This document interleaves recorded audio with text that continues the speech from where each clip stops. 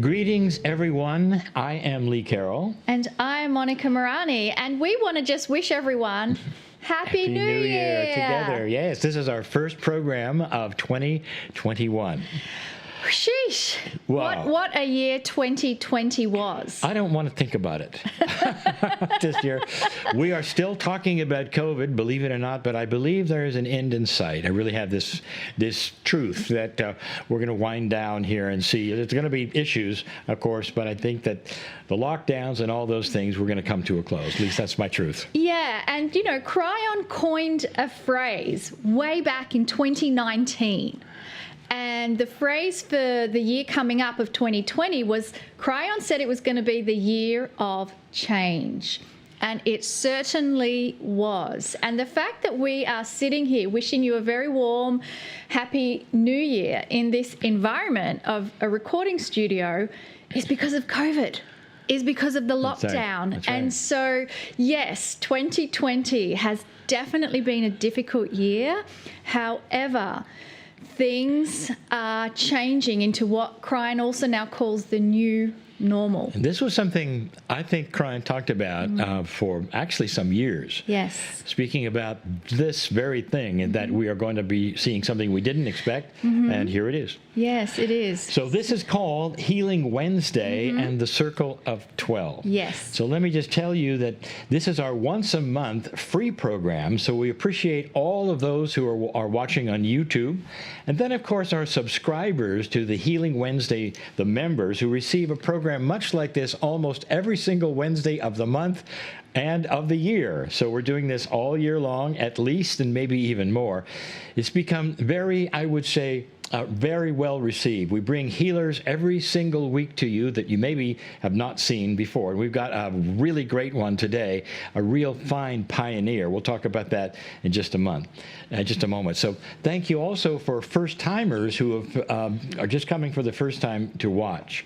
Let me speak about something I always speak about, and that is the difficulty often of live stream. We are live streaming to you, both in YouTube, also to all of our subscribers, and sometimes the internet changes. In my house, it changes from day to day. No matter what I pay for my service, sometimes it's good and sometimes it's not so good, often depending upon how many people are using it. What I'm getting at is, if this is a frustrating experience for you because it starts and stops or the audio comes and goes, that's not the design.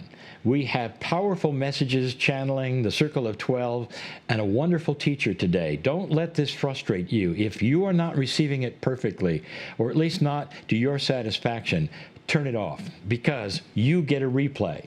Now, those of you on YouTube, there's a building library of replays every single first Wednesday. You can watch any of those and this one. And a replay is like watching a video. It's not near as taxing to your computer or the internet. For those of you who are subscribers, you get a replay within an hour and a half. And not only is this replayed, but if you've noticed in your portal, you also have every single program we've ever done. You can watch it as many times as you want to. So that's what I wanted to say about the internet, just so that you understand where we are, what we're doing. Yeah. The format for the show is we say hello, I talk to you about the internet, and then we talk about either profound things or funny things that we have done or had happen to us. We have also then a Kryon channel, we have our healer, we have a break, and then we come back, of course, with the Circle of 12. There's going to be a little different in what we do. Yes. Do you want to tell them a little bit? It is exciting because we love to hear about everyone's experiences. And what Lee and I discussed is that we would like to start answering the questions that our members have for Kryon. And so we're going to change up not just talking about our experiences, but actually talking to you about what you have to ask Kryon. So that's coming in the future. And it's not actually asking Kryon, it's asking about what Kryon has said. Monika in particular has a very good memory about what Kryon has said about certain kinds of things in case I don't pick it up. Yeah. But I'll be answering the questions, of course, along with Monika's help, and they will be definitely questions that you could also put to Kryon, but that I'll be answering. So that's kind of a new thing, and don't ask me when we're going to start it, but it's going to be very soon. It is. But today what we want to talk about is something profound that happened on the planet. And it was in 2010. This was the rescue of the 33 miners in Chile. And the reason we want to talk about it is because we were personally affected and involved. We were actually in Chile at the time of the rescue, and we were mesmerized and glued to watching the events unfold as the miners were being rescued out from here. And so because of this amazing event, we actually decided to go and visit the site of the 33 miners in both 2012 and 2013. And so I know Lee has so much to share, and I want to hand it over to Lee because I love hearing you talk about this and sharing it with us. To this day, it's very exciting to me. It's probably one of the most special things that I can remember that's ever happened. First of all, let's go back to 2010. We were in Chile. When I would think the last miner came out of the ground, there was elation in the streets. People were crying. They were hugging each other. It's almost like they, at the end of a war, this is how it felt. I asked my friend Jorge, I said, who lives in Chile, I said to him, who was with us, I said, have you ever seen anything like this before? And he said, only once. He said, when we won the World Cup. So sports, you've seen it. But this was amazing, and it was special. It was more than just special, because when we started looking at some of the numbers, this is what made us want to go back and visit this area. We are into, to a certain extent, the meaning of numbers. Just like Pythagoras was in numerology, numbers mean something. One of the numbers that is perhaps one of the, I would say, most meaningful is a double-digit number, and it is 33. If you look at the numerology, and that is especially the Tibetan numerology, it means the compassion of Christ. Doesn't get much more compassionate than that. So what really tweaked our interest, even at that time, we started to add up the 33s that were happening. Do you want to tell them just a couple of those? There were many 33s throughout this whole event. Obviously, the first one is there's 33 miners that are underground. Then they actually had 3 different drilling teams with 3 different plans to rescue the miners. Now, we had the most amazing miracle take place when they were drilling, and can you imagine when they pull out the drill bit to find that there had been a note taped around the end of the drill bit? When they finally broached the chamber. Yes. Which there are some odds at how deep it was and the chances Incredible of actually getting it odds. in there, which like you go, whoa. Yes, and so the note said that we're all fine in the refuge, all 33 of us. And when you add up the characters and the spaces in that note, it comes up to a 33. The actual numerology of the date that the note was discovered, when you add that up, it's a 33. And the actual week that took place is the 33rd week of the year. And so all through this event, there were so many markers of 33 being the number, and it represents compassion. And this is why we're so excited, because it's the first global event. I mean, more people watched the rescue of the 33 miners than what they did when there was the landing on the moon. That's correct. It was a global event, and yet Truly. it was one celebrating joy, rescue, compassion, and all the other events where we've kind of had a synchronization have been tragic events like 9/11 and the death of Princess Diana.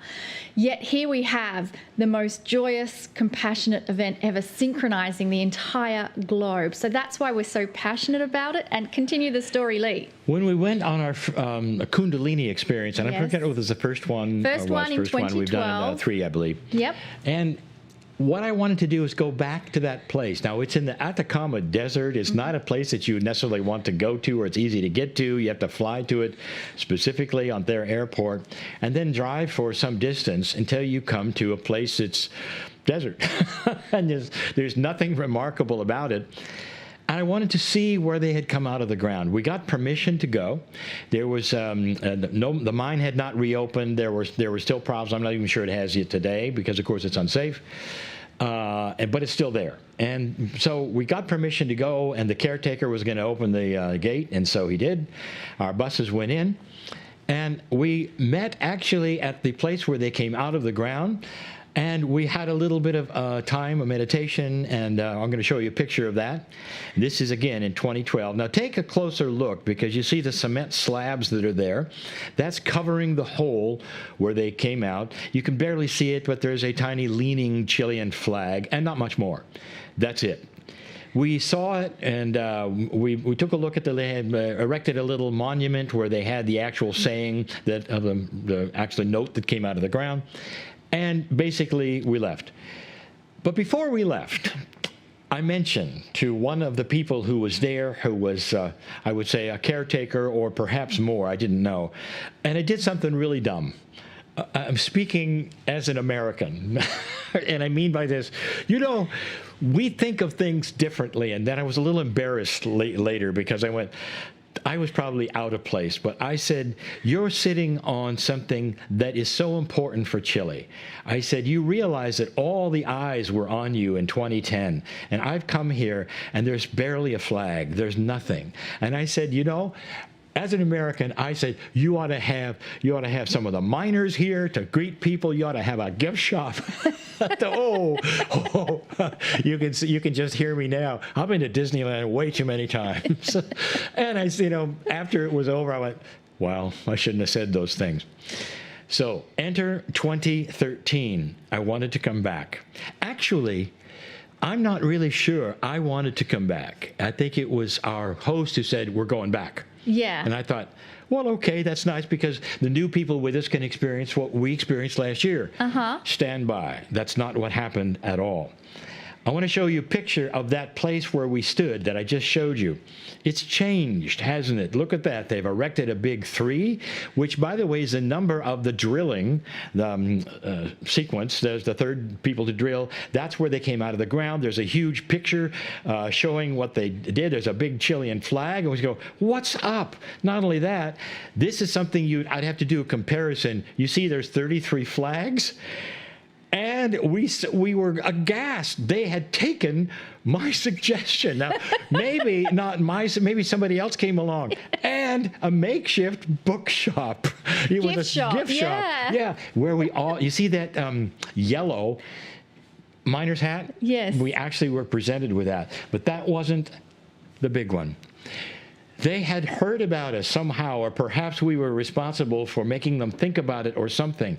But we got the honoring of my life, I would say. Absolutely. 4 of the original miners were there to greet our group. And we were the first group for the miners to actually welcome onto that site. I don't know how we managed that, but every single person in that group will be able to tell you of that particular day when we met the miners. And in that photo that Lee has that we show, the miners were given numbers, and even the numerology of the numbers of the miners that we met on that day was amazing. We met number 9. 9 is completion. We met number 18. 1 and 8 is a 9, again, completion. And then we had 2 of the other gentlemen there, 11 and 33. Isn't that extraordinary? It is. You could not have written this in a novel to make it more perfect or more profound. Absolutely. Using those numbers, and to think that they came there to meet us. So I was, at some level, I was part of a world event, and so were all of those who were with us. And we had a lot of those who were with us, and I'm not really sure they really grasped the profundity of what truly had taken place at that moment. Absolutely. So, and just to hear the personal stories of what these men experienced underground was so touching to us, that they were willingly sharing up and inviting questions from everyone that was there as part of that group experience. There was a movie called 33 starring Antonio Banderas, and there was maybe 1 or 2 things that were correct, but almost everything else was Hollywood. And the miners pretty much told us that after the fact. There were some profound things that went on down there. When a bunch of men are ready to meet their maker and they all know it, the chances of being saved, interesting things happen. Different levels of maturity, different levels of spirituality, most of the men being Catholic, and they were truly, they were seeing angels and lights, and I guess I can say that without giving away anything because I'm not giving any names and all, but Absolutely. we got to hear some wonderful stories. Yeah. And so we've run out of time, even though we could probably share even more about this amazing experience. But it's time now for a brief meditation and a channel from Kryon. And so we ask you to take a moment and just allow yourself to come into a quiet space. Relax all the tension out of your body. Relax your face, relax your shoulders, relax your arms and hands, relax your legs, relax your knees, your calves, your feet. And just feel the connection with the energy of the earth beneath you. And allow yourself to feel a warm embrace from all those who are sharing this experience with you. And we'll send out a wave of loving hugs to everyone that is gathered. And stand by for the first channeled message from Kryon for the Healing Wednesday of 2021.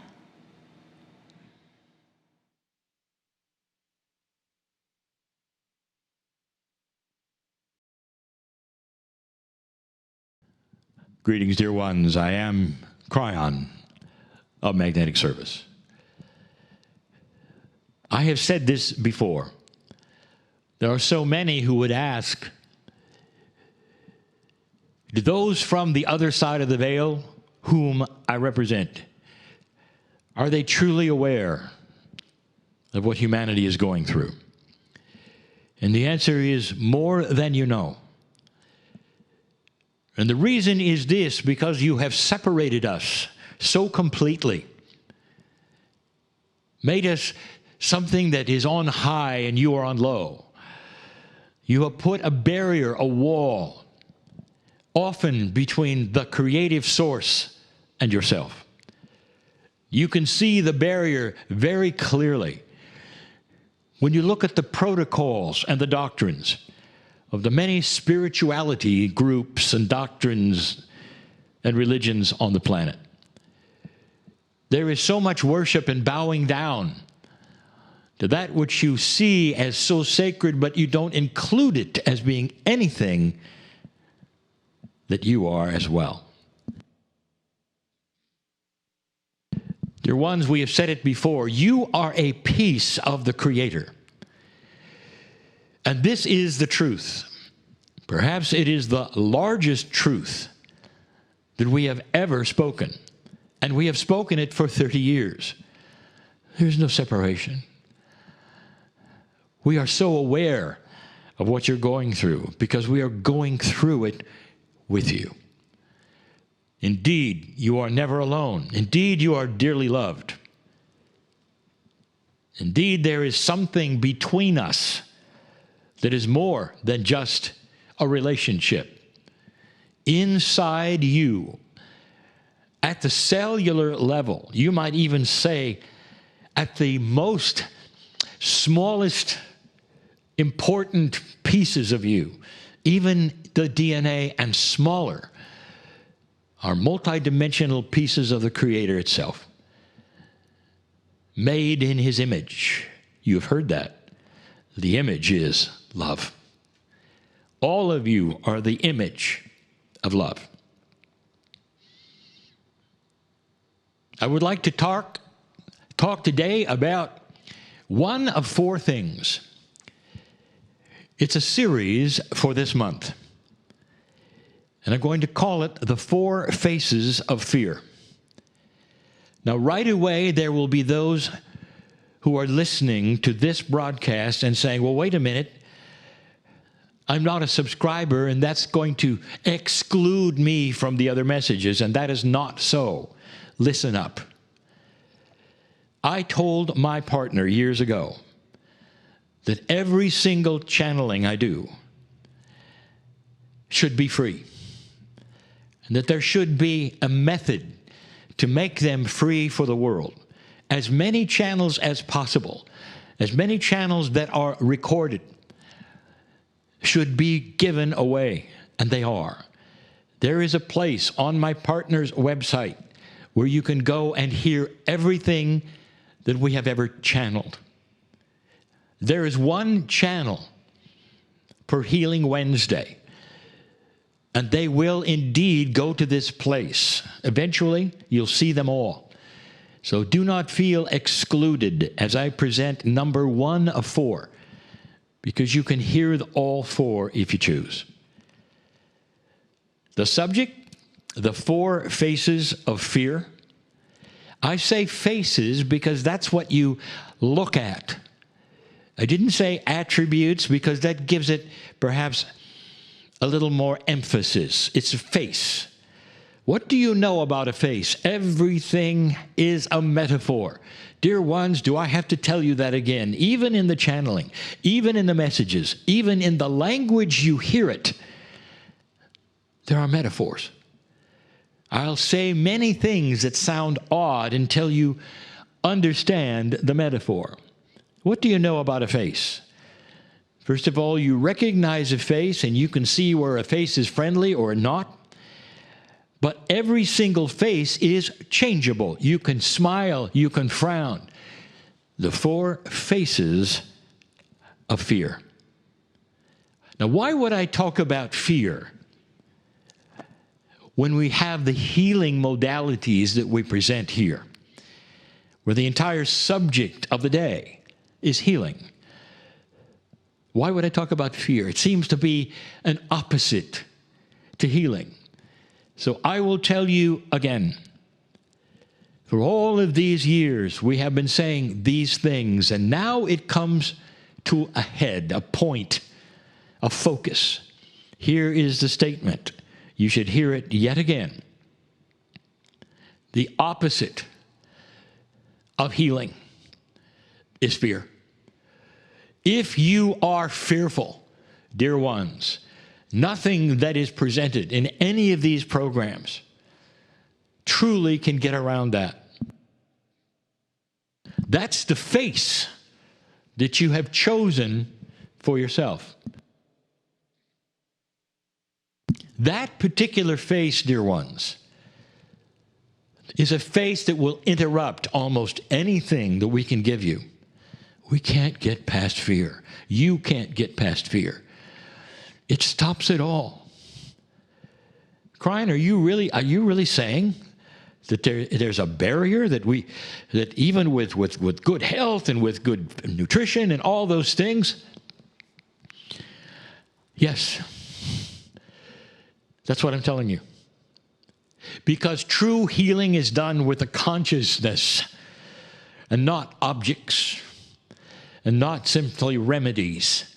It has to do with your consciousness agreeing with what you're doing in order to send your body messages of hope and joy, compassion and healing. And if you're afraid, it all simply stops at that wall called fear. 4 faces. I want to talk about the first one. It's the 3D one. It's the duality one. It's the most basic one. And there will be those of you who say it can't change. This cannot change. Oh, yes, it can. Survival. You are born with the fears that accompany survival. Intuitively. Born, fear of the dark. Fear, by the way, that you might be eaten. Now you'll say, wait a minute, we're not going to be eaten. Really? Because that fear goes from the old days of being afraid of being eaten by the Bengal tiger to being eaten by your peers or your situation or those around you or your competition. Do you see where I'm going? It's the fear of being eaten by that which you cannot control. There's more. The fear that you will not then survive because you are not perhaps good enough. These are basic survival instincts, you might say, A psychologist will say, that's correct. You come in with them. Any mother knows this. How long does it take for you to understand that within the child that you have, that you're looking at and that you love so much, there are all the things you never taught them. There's jealousy and rage and competition and greed and all of those basic instincts, the immaturity, no elegance yet. It's all there, and you didn't ask anything to them or teach anything to them to get them in that modality. It just came with the package, didn't it? So you know I'm right. Now what I'm going to tell you this. Now we're going to talk about solutions. First of all, a statement.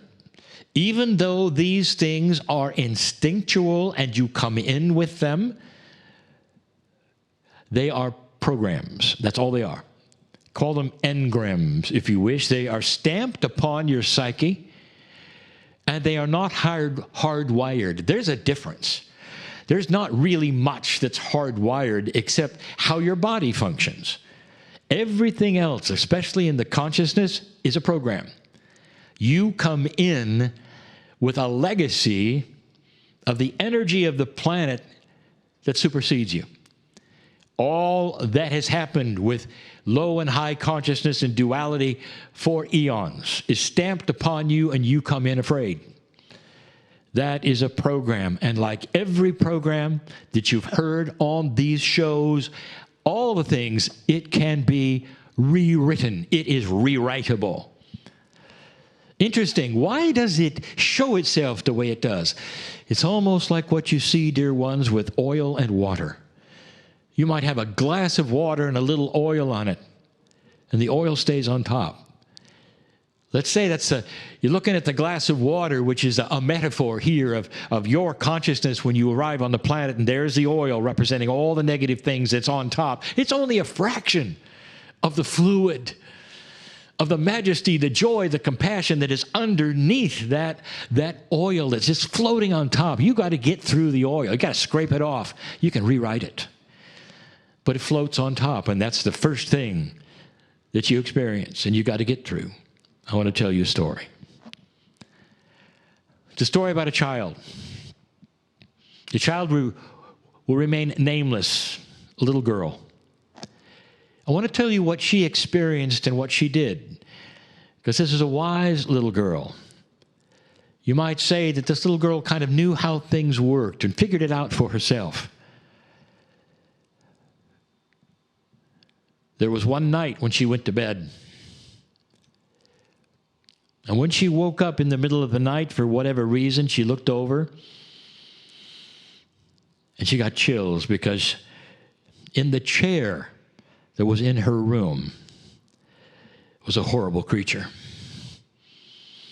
She could just make out almost every single shade of its face, of its body, and it was just looking at her, and it wasn't moving.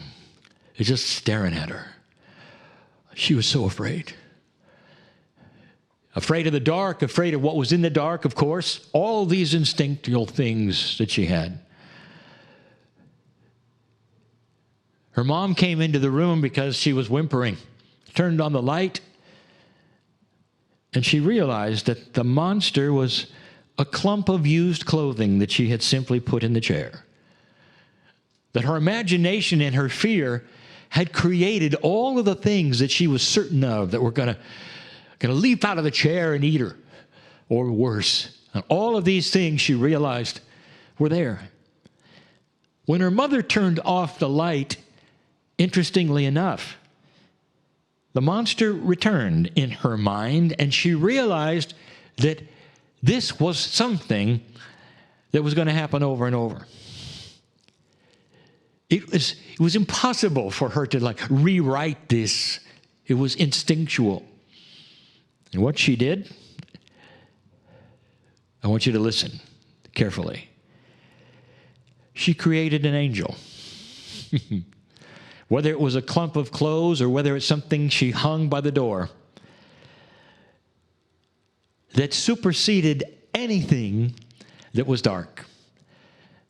And when she went to sleep and when the light was off, she could look at that and say, "Dear angel," and she gave it a name. "Let nothing inappropriate be presented to me tonight in either my dreams or my room, because I'm protected."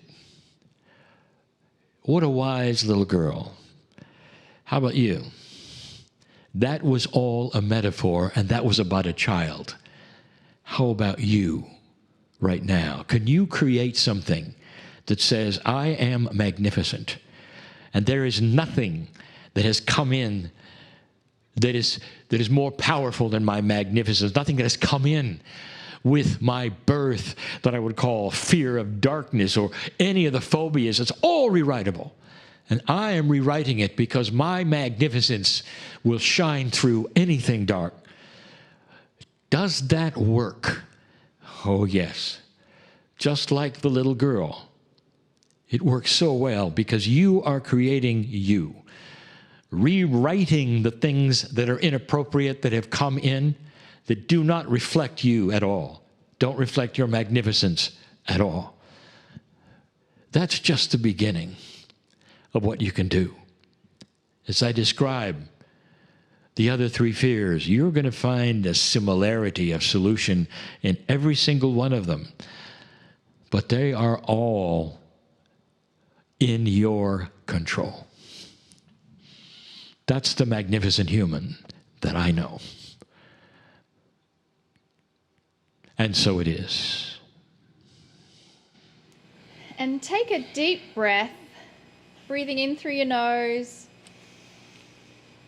out through your mouth, as you assimilate the beautiful messages that we just heard.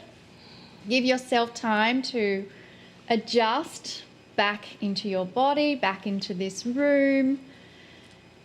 We really want you to be consciously aware of this next section of our program, because Lee and I are so super excited, beyond belief actually, that we have Dr. Norman Shealy joining us today. I'm bouncing up and down. I know you are.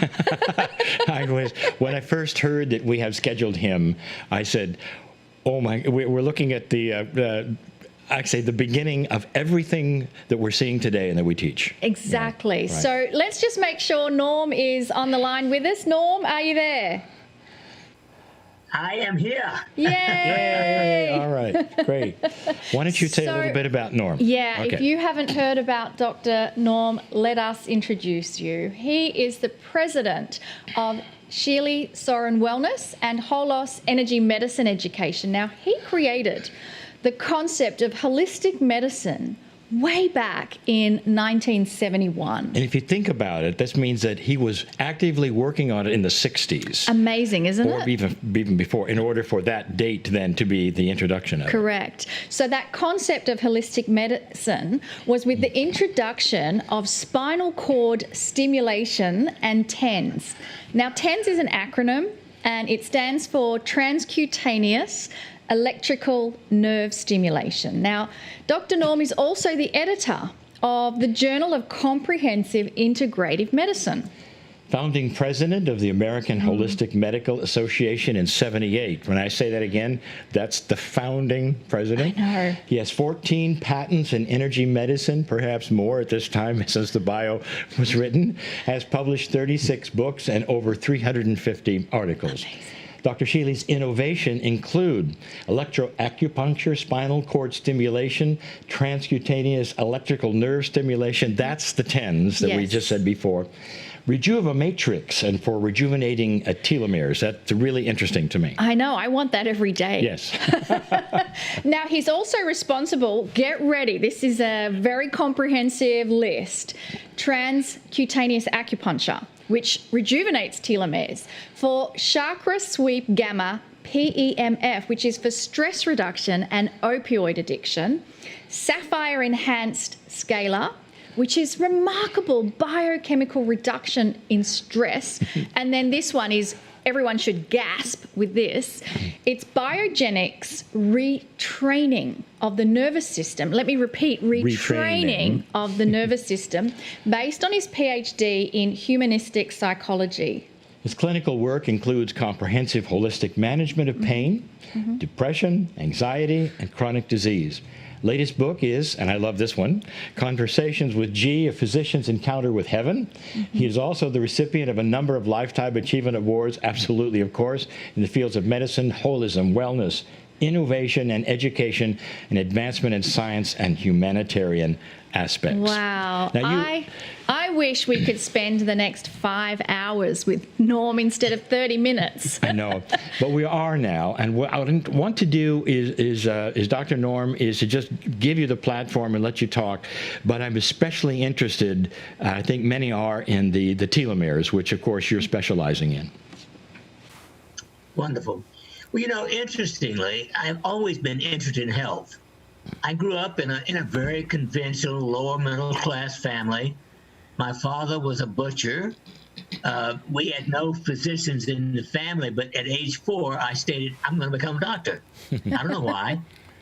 By age 16, I knew I wanted to be a neurosurgeon. Wow. And in medical school, in the first year, my favorite course was the anatomy of the brain. Now, everybody else in the class thought it was boring, and I thought it was absolutely fabulous. And I began working, actually, after my first year in medical school in the summers. I worked on the electrophysiology of the amygdaloid nucleus. In fact, my very first publication was on the amygdaloid nucleus in a cat.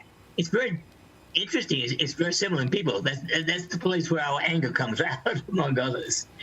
But that led me, while I was in my neurosurgical residency, to get interested in better than what we were doing. That is, in the spinal cord, we were actually cutting with a razor blade the first half of the spinal cord to control pain. So when I finished my neurosurgical residency, I said, we got to get rid of this barbarian thing. And I spent 3 years doing physiology. And that's when I came up with transcutaneous electrical nerve stimulation and spinal cord stimulation. And interestingly, when I introduced that to neurosurgeon after the animal research, they jumped up on the stage and said, "You idiot, you don't know what you're talking about. It's all in animals." But when I'd done only 6 patients, every neurosurgeon in the room wanted to do the procedure. Wow. And all of a sudden, I was getting 400 people a year sent to me for the dorsal column stimulator. But 94% of them had 5 to 7 unsuccessful operations. And they were on Percodan, a narcotic, and Valium, one of horrible tranquilizers. And so in 1971, I said, somebody's got to find out how to take care of these people without making them worse. And that's when I began really coming out of the box. In 1972, I learned about autogenic training. Autogenic training is a technique that was begun in 1912 by a German psychiatrist. And it was so powerful when I introduced it to my chronic pain patients that in 1974, I said, I got to find out more about how do you train the brain? How do you recycle yourself, if you will?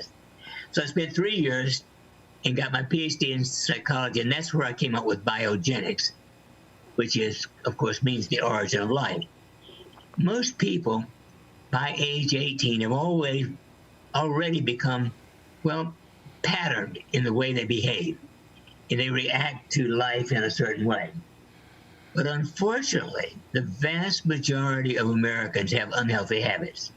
In fact, one of the early papers in the early 2000s was premature death. The average American dies between 78 and 79 years of age. That is because they are missing 1 to 5 of the essential habits. Now, the number one cause of premature death today is obesity. 72% or more of Americans are overweight, and 36% of Americans are fat. Now, truly being obese means you are 40 or more pounds over your ideal weight, a body mass index of 30 or above. At the same time, I was learning all of this stuff. I learned that the number one chemical change that begins to show aging, if you will, is a lower amount of DHEA, dehydroepiandrosterone. The average person peaks in making DHEA at age 25. Now, athletes may peak in their teens, but by age 40 or 50, most people have lost a significant amount of DHEA, and by age 80, the average person has about 10% or less of what they had at age 25. Wow. So my first research in rejuvenation in the 90s had to do with rejuvenation of DHEA. And I discovered 4 ways that we could do that. And then in 1995, I was invited to the Ukraine to study their concept of using very high frequencies. And they were using this on acupuncture points. 52 to 78 billion cycles a second. Now, the average 10 unit was 1 to 100 cycles per second. So this was 52 to 78 billion cycles a second, but a billionth of a watt. And so I developed that technique, and I started applying it. And about that same time, I began to get these downloads of what I call rings. The ring of fire, the ring of air, the ring of water, the ring of earth, the ring of crystal. Each of these has a very specific biochemical response. Fire raises DHEA. Air raises oxytocin, the nurturing bonding hormone. Water normalizes aldosterone. And aldosterone, you can be either high or low. Either one is bad. The earth ring raises calcitonin, the most important hormone for controlling your bones. It keeps you from getting osteoporosis, but it's also stronger than morphine in relieving pain. And finally, the ring of crystal, which lowers free radicals a whopping 80%. That's phenomenal. Nothing else I know of in the world can lower your free radicals 80%. So when I got the last bit of that information downloaded to me in 2005, I said, well, if we could just keep our DHA up, our calcitonin up, and our free radicals down, that alone should rejuvenate the body. And that's when I started working with telomeres. Telomeres are the tips of your DNA. We are born with a certain number of them, thousands of bytes, so-called. And in an average healthy person, we lose 1% every year of life. So genetically, the average person is born with enough to live 100 years. But because of unhealthy habits, the average person dies 22 or 1 years too soon. At any rate, so our first project was to stimulate with these high frequencies, 52 to 78 billion cycles a second, the acupuncture points of the rings of fire, earth, and crystal. And lo and behold, it regenerates the telomeres 3.5% a year. So you're saving essentially 4.5 years of life every time you do that. Wow. And then I discovered, well, if you put it into a mat, and the mat is very simple. It has a copper screen in the center of just a 2-inch thick piece of polyfoam. And you hook it up to a Tesla coil, and that produces 52 to 78 billion cycles a second at a billionth of watt per centimeter square. 1 hour a day of lying on that, you can turn it on while you're sleeping, will regenerate your telomeres by an average of 3.5%. So either you do that on an hour, or you take an hour stimulating the point specifically. And we perfected that in almost 50 people. Then in 2011, one day I said, well, it takes so much time. Most people won't spend the time. I've had trouble getting people to spend 20 minutes a day to do biogenics or autogenic training. And I suddenly thought, maybe if we use specific essential oils. Now, I get these ideas. They come to me. I call them a download. And the first one, of course, I got was the fire. So I sat down that day and created suddenly the combination, which is about 8 different essential oils that we could put on acupuncture points. So you just touch the point, roll it like that, and move on to the next point. Takes 30 seconds once you learn the points. And lo and behold, it raised DHEA. Then I developed similar blends of essential oils for each of the rings. And they all work. And then we did the study with applying the 3 basic oils for fire, earth, and crystal, just those, and learned that it does rejuvenate the telomeres 3.5% a year, similar to electrical stimulation, but taking 1.5 minutes a day. The next year, I did all 5 oils, but it was no better. So, although oxytocin and aldosterone are important, they don't seem to be involved with the telomere rejuvenation. So I've been doing that all these years.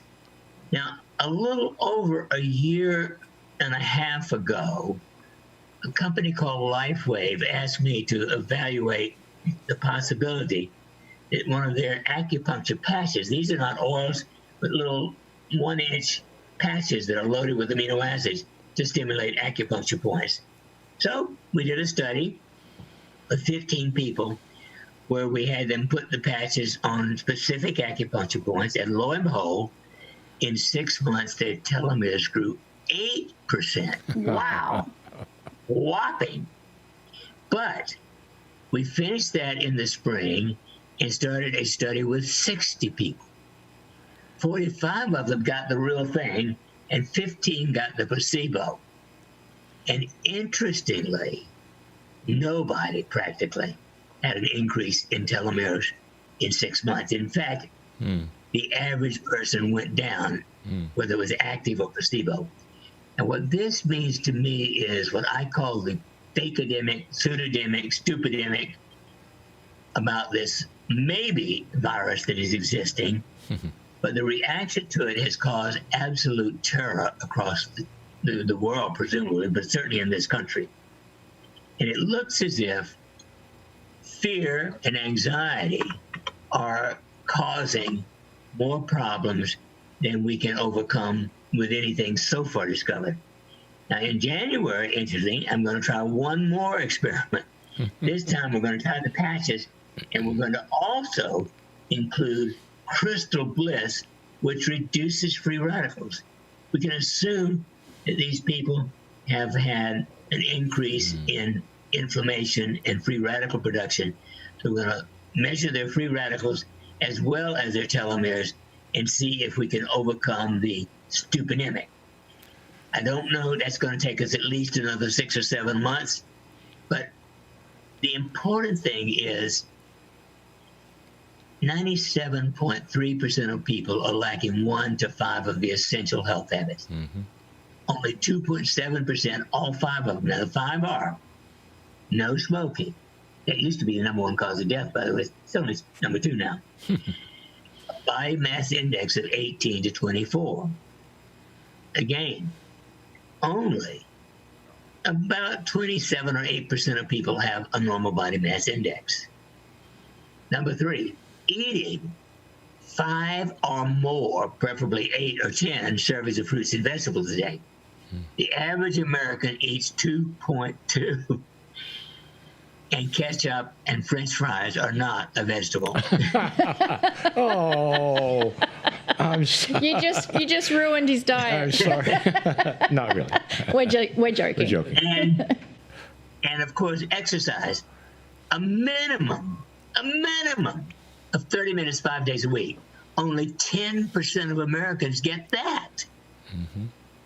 And sleeping 7 or 8 hours every night. I like that. Again, at least 45 or 50% of people get less than 7 hours of sleep every night.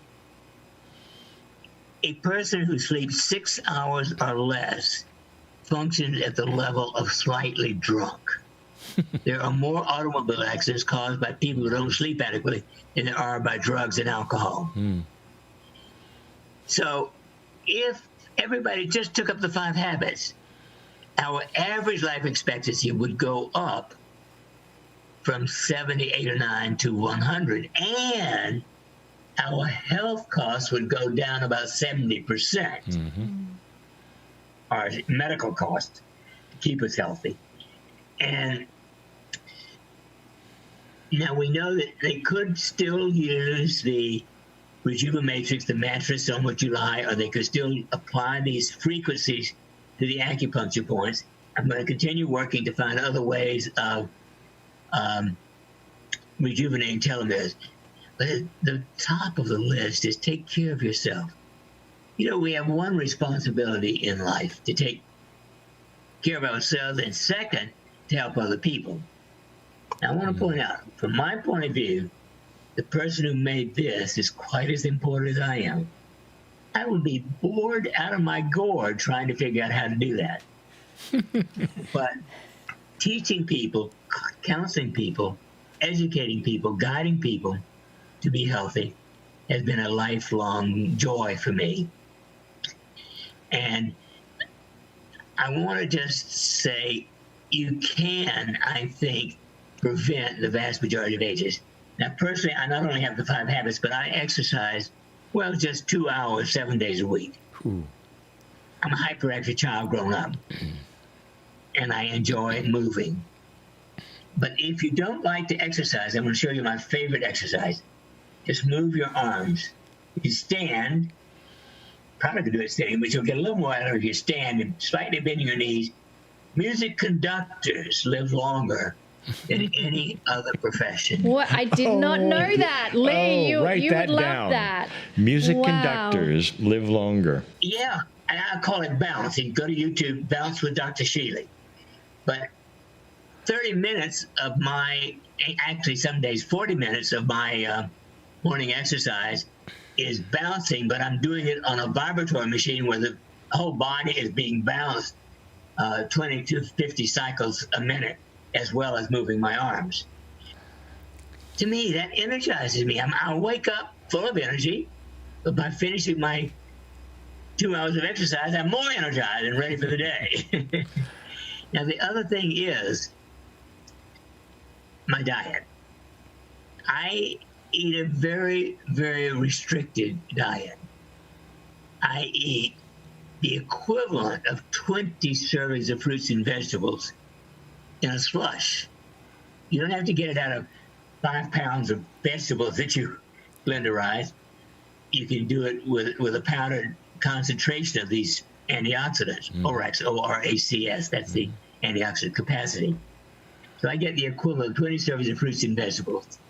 And my breakfast generally consists of about 58 to 60 grams of protein, primarily as whey protein and hemp protein.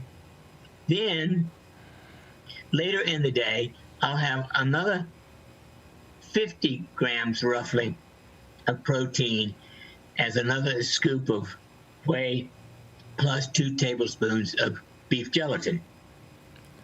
And then I have at least 1 serving a day of some kind of high protein meat product. It can be anything from beef to chicken or fish. I particularly like salmon and sardines. But I get about 120 grams of protein a day, and I get the equivalent of 20 servings of fruits and vegetables. I obviously eat some regular vegetables and fruits as well, and I love apple juice, and I drink a cup of coffee once or twice a day. And I drink half of my body weight in pounds in ounces of water. That, to me, is a healthy lifestyle. How often do you drink the water? Every day? Frequently. I start the day, actually, before I do my exercise, I have a full glass of water. Now, I live on a farm, so I get well water, which we have tested to be sure is good. Yeah. And so I have a glass of water, and then in my morning slush, I have another 2 glasses of water. Then can we share- mid-morning, I'm likely to have a cup of coffee and another glass of water. Can we share with the audience something you haven't said yet? What is your chronological age at the moment? 88 years of age as of 2 weeks ago today. All right. Well, I would love to know where we can get those essential oils. You told us 30 seconds, placed in various locations, and it lengthens the telomeres, correct? Yes. If you go to Norm Shealy, NORMSHEALY.com, it will take you to our website. And there you will find what I call the bliss oils. Mm-hmm. And I love everything you're saying. It's not just about living longer, it's about quality of life. Your whole focus has been pain-free. Mm-hmm. Now, I haven't told you my favorite creation yet. Oh, do it. Well, we definitely want to know. We have 6 minutes. Do it. About 30 years ago, I had a sudden image of chakras. Chakras are the energy centers of the body. And I thought, well, they must refer to the earth energy, but the further we are, the greater they are. And so I wrote down that the first chakra would be 7.83, and each additional one would add 7.83.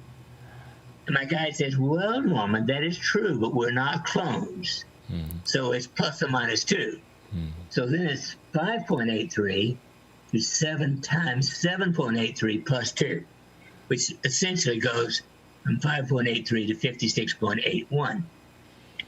Now, I couldn't find an engineer. I can create what I want on paper, but I can't put the wires together. And 4 years ago, I met an engineer who was willing to do that for me, and he created what we called first the chakra sweep, PEMF, pulsed electromagnetic frequency device. Now, PEMF has been around for 25 years or more, and it's used for many, many, many things. In a healthy person, every cell in our body at rest has a minus 70 millivolt charge on it. It just sits there. Okay, I'm ready. Fire, it has to go down to minus 60 maybe. Yep, okay, take care. If it goes down to minus 50 or 60, it's hyperactive. If it goes down to minus 90, it's underactive. So we started using the chakra sweep, and my first study on it was to see what it did to free radicals, essentially. I had people sit in a room with it 9 hours a week for 4 weeks, just a little over an hour a week average. And we measured not their telomeres at that time, but their adrenomedullin. Actually, adrenomedullin is the #1 biochemical reaction to stress. In a healthy person, it is between 1 and 10. My average patient had over 150 units of adrenomedullin. So doing that just for a month, their adrenomedullin came down well over 50%. So we brought them back, and we had them just sit there for 3 hours this time. And that time, we looked at a drop of blood at the beginning under the microscope, as well as did the free radicals.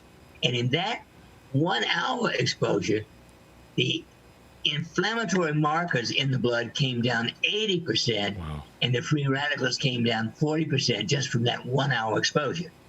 Wow, not bad. Then one day I thought, well, I wonder what this does to the brain, EEG. I bet it produces gamma. And we put it's a coil, 8 inches in diameter, just put it near the head, not touching the head. And lo and behold, it put the brain into the frequency called gamma. The excellent part of gamma is 40 cycles per second.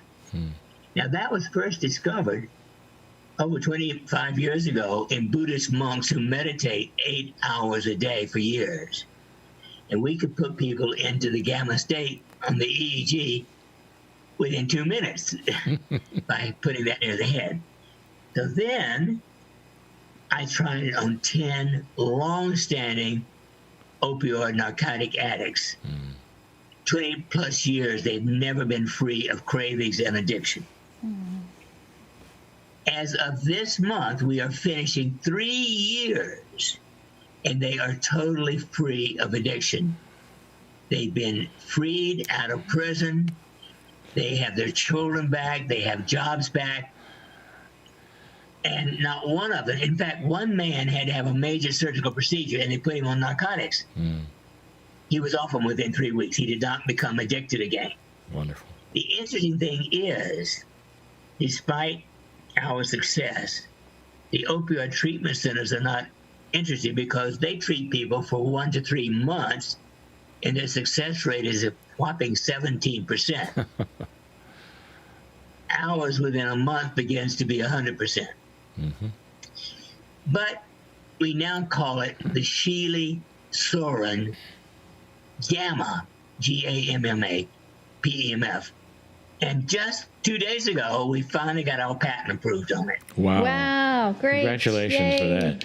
Dr. Norm, I have to tell you, we are almost out of time, and I know you have so much more to. I hesitate even to ask you this because I know your schedule is, and that is, would you be willing to come back this year for another broadcast with us? Of course I would. And I love to talk, especially to good people. because I know we're just scratching the surface, and I also know that you'll have more research at that time on these things. This is absolutely fascinating. It's cutting edge. Can I just say I'm proud of you. I'm proud that you're in our lives.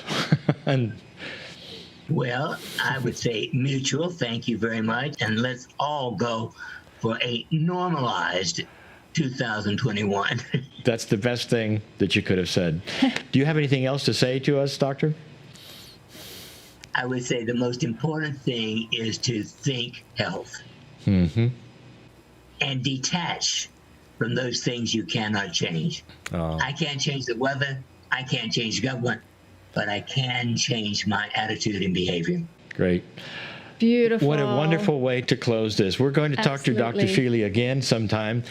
And folks, I know we've run out of time for this, and I know many of you are going, keep going, keep going. Yes. We will have this again. This is just absolutely fascinating. So it's time for a break, I believe. Yes, 10-minute break, and we'll see you very soon.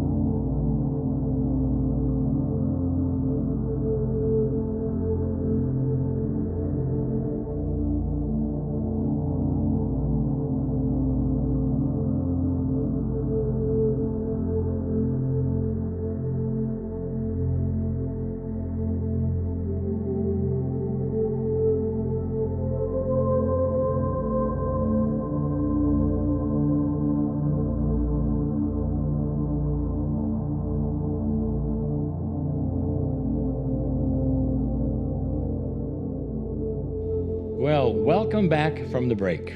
Lee, I found that what Norm shared with us so fascinating, because we heard in the channel fear stops healing, and he shared with us an experiment that demonstrated that exact thing. There was even more, and I was buzzing at it because I think it was in March or April, very, very early in 2020, that Kryon made a statement, and he said that potentially more were going to die from the fear of COVID than from the disease itself, based upon what fear does, and that is, to make people anxious and fearful. Yeah. Very profound stuff. Yes.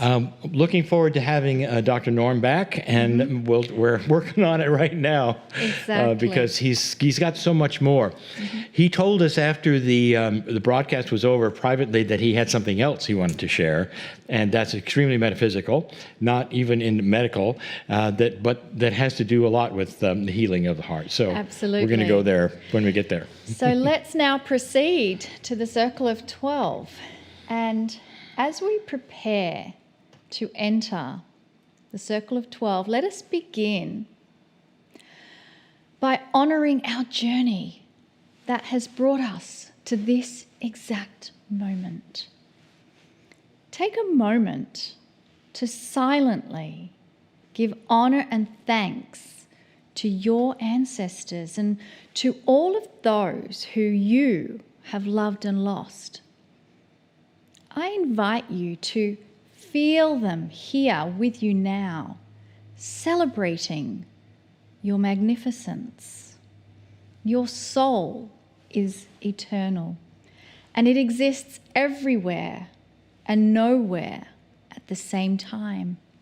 It is pure, multi-dimensional energy, sacred energy beyond anything you can ever measure.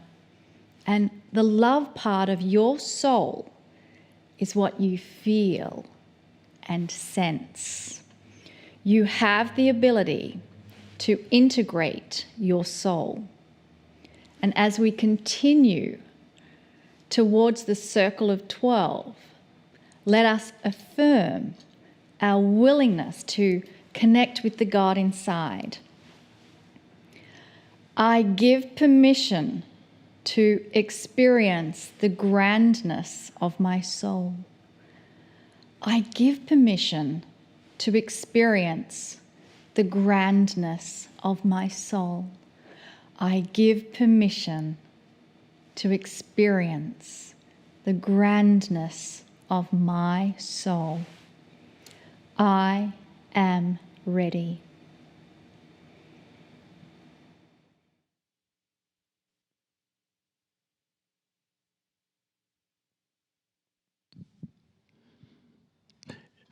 Greetings, dear ones. I am Kryon. Come a little closer. Come a little closer. And we're going to tell you something that's very profound and real and true. Most of those of you listening right now are listening on purpose. That is to say, that even though this particular program is the one that perhaps most would watch as the first program of the month, you're here on purpose. Only a few of you are here as what we call to look around. Most are here on purpose because this is the time for healing. Something happens in this Circle of 12 meditation that I told you would. In the months that we have been doing this, I see those who have been affected, changed, healed, because of what they find out, because of the consciousness that starts to marry with the modalities that are presented. Many times consciousness alone. When people start to realize that when you go across the bridge, you enter that which is magnificently you. A place that you were never told was even there. So the profound thing I want to tell you is this. What if the Creator could bend down and whisper in your ear right now? What if that was so? What if you had a communication that was so powerful? Or through prayer, or from any modality that you could simply say, okay, for a moment, just for a moment, the Creator is going to come down and with a very soft and beautiful voice, either masculine or feminine, whatever suits you best, would whisper something in your ear. What would that be? And I'll tell you what it is. The Creator would say to you, come closer. But that is the request from the other side of the veil to every human on the planet. Coming closer is a metaphor, of course. It means to have an awareness of just who you are that allows a closer relationship to that which you were never told you could even have. The Circle of 12 meditation is the creation of an energy of an allowance. It's an allowance that you would have and create that goes beyond that which you're used to, or anything really that you might have been told you could do. We've mentioned it before. Even those healers, those who have been in what you would call spiritual work, metaphysical work, or anything that would land in these areas I'm talking about, spiritualists, meditators, most of them would say to you, I know what is available. I've been out of my body. I've been this, I've been that. I know what you can do, but this surpasses it. It does. And there would be those who would object. And when they say, well, who are you, Kryon, to change the rules? I want you to get this straight and get this clear so that you can repeat this answer to anyone who says those things. I changed nothing. You changed it all when you passed the marker of 2012. When you started opening a door that you can't close, called the future, called more compassionate action than ever before. You did it. You changed the rules. Does it make sense that you would only go to a certain level and then hang there for eternity when it comes to consciousness or meditation or a relationship to the Creator as a human being? You think it only goes to a certain point and that's it and you got it covered? Doesn't work that way. There's always growth, and you know that. But with the change at 2012, we have given you information that the planet itself is helping you. The creative source is helping you. This is a new time. It's a new normal. And it opens the door of allowance for you to see it differently. Wow. So I say to all of those who have studied all their life the very things I'm speaking of, relax for a moment. And I want you to feel, is there something more available or not? Go past that which you were told. It does not at all interfere with your teaching to think there might be more. Because, dear ones, you'll be teaching it. I'm teaching it at the moment. But let a decade pass, and it'll be the norm. And that is, people will start to understand that they go into a certain state of being, of mind, if you wish, of consciousness, that crosses that bridge we're going to cross instantly, puts them into a multidimensional state where they start to work with their soul energy. And they start to meet the things that we have been talking about, and we will talk about even today, doing those kinds of things. It's endless. the things that you can do when you cross the bridge. Crossing the bridge, again, a metaphor. From that which you don't know to that which you will know. So many times we've used an expression, moving into color, if you're black and white. It opens the door to that which you didn't expect. And the reason, again, is so basic. You don't expect to discover you're magnificent. You don't expect that. Because of the training that most of you have had that says you're not. And that is what we are overcoming, dear ones.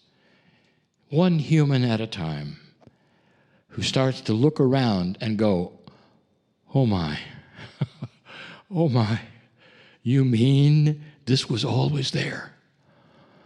And the answer is, oh yes. You're going to have to climb out of that box of belief that says you cannot do what you're about to do.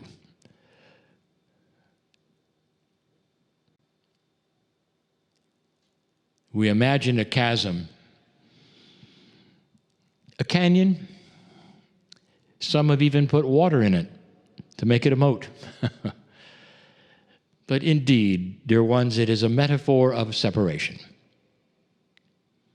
This kind of metaphor has been with you forever. It's in most of the scriptures. Look for it.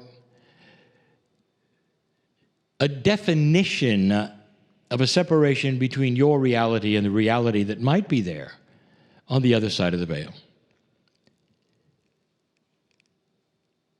In so many novels and in literature, and legends, poems, there are the sailors who have to cross a large sea and go to a place, perhaps another continent or an island, to find the magic that they're looking for.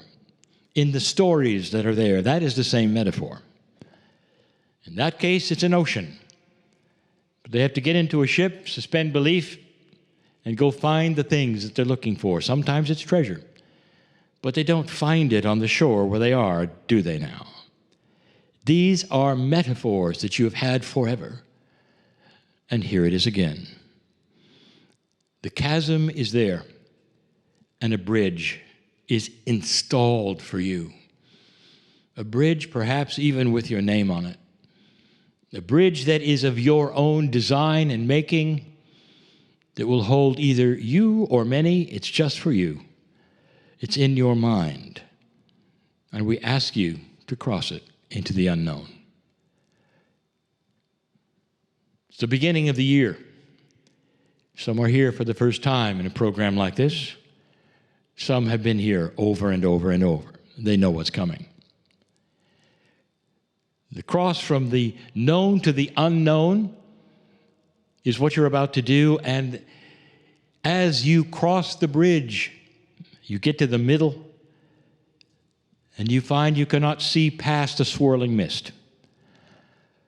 The mist is a metaphor. It blocks that which you are supposed to learn instead of showing you in advance what you're going to see. This is more than a metaphor. It's human nature. As you were going to school, and perhaps you were in some of the first grades of a middle school, and you accidentally saw some of the textbooks of the seniors and the ones who were perhaps going to graduate soon, and you looked at the books and you said, oh my, I will never, ever learn that. They were too complicated. And you might have said to yourself, I'll never make it.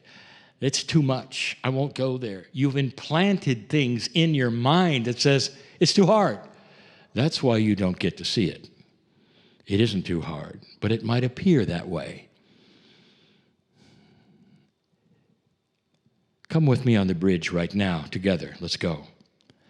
Let's go to that place where in the middle there is this swirling mist. Some have actually put a gate there in their minds without me ever telling you that there is a gate there. It's a swirling mist. That's all there is. The gate has to be opened. There is a metaphor there. Who has the key? Is it you? Indeed it is. But just the fact that there is a gate is even more separation. Let's go there now. With all pure intent, I ask you to take off your shoes. I also ask those who are listening to this, who know what's coming, collectively would help those right now who perhaps go to sleep. Because that is what you do. Because it is a survival method that is metaphysical, dear ones, that says, I don't want to go to this place because at some level I'm not ready. Oh, yes, you are. You wouldn't be listening. So all together, with the help of those listening and all, let's cross the bridge. Come with me now. Through the mist you go, and the clearing happens, and that new land that you see, where the sun shines just a little brighter, where the weather is so calm and beautiful, it's not even seen as weather. There's a stillness there. And some of you will relate to the stillness, and you will find there are animals there, or birds in the trees, or whatever you need that says things are fine. It's an anodyne for the soul. It is a peaceful salve that you wallow in, because there's everything safe here and there's no danger. Looking at you and your soul is not a dangerous thing, because all you see is the magnificence that you are. Come with me, come with me. Let's go through that portal door. We're not even going to talk much about it, because I want to get you into the room and talk more about what's going to happen today.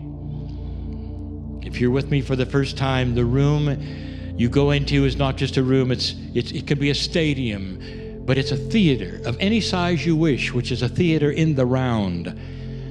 The stage is sunken, so it's like an amphitheater in the round. There are seats all around this stage, and you go down the stairway to this sunken stage, and there's one chair in the middle of the stage, and you know it's for you. And you're going to walk down there. In this particular case, the audience is ready for you. They're ready for you. They're not going to arrive later. There's a hubbub. They're ready for you, and you arrive, and there's a hush. There's a hush, because they know what's going to happen. And now I'm going to tell you. Climb the stairs to that stage and take your place, dear ones, in the chair. It's a chair of honor with your name on it. Everyone has expected you to be there.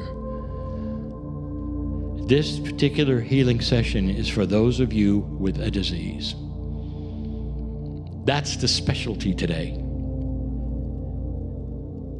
Now I'm going to tell you who's in the chairs. There are thousands watching this program. Dear ones, did you know that? Right now, as we live stream, as my partner says, a funny name, there are thousands. And each one of you is in two places. Each of you is in the chair, but you're also in the audience. For the audience is the listenership right now, at this moment. Even if it is a replay, it's alive with the now and the presence. It's happening now, because multidimensional things do not have a timestamp, dear ones. You know that. And every single one who is watching now and listening now is going to help you with that disease. There is so much power in numbers. They're not going to reach out their hands and cure you, dear ones. What they're going to do is to make sure you understand that you're allowed to change the disease in you. And they're going to help you with the energy of prayer, compassion, joy, whatever you want. All of you are involved in helping all of you at this moment. What a concept. Do you feel the connection? This is the healing of 12. The 12 being the number, truly, of the way things work in the universe. That's the physics of now, and you're connected to all of it. The connection is so profound that each one of you in a multidimensional state is in the other person. Whatever that disease is that you are looking at or that you want chased away, you have a right to tell it to go away. And all of those around you are giving you the high five and they're saying, you're right, listen. Because at this multidimensional level, they understand that it's doable. And that not only is it doable, you have a right, and it's been waiting for you to eliminate it. Do you know that? You have an appointment in the chair right now. Invitation from the other side of the veil to you at this moment. Cure yourself, dear human being. It is your rite of passage into this beautiful, beautiful, compassionate place where you are going.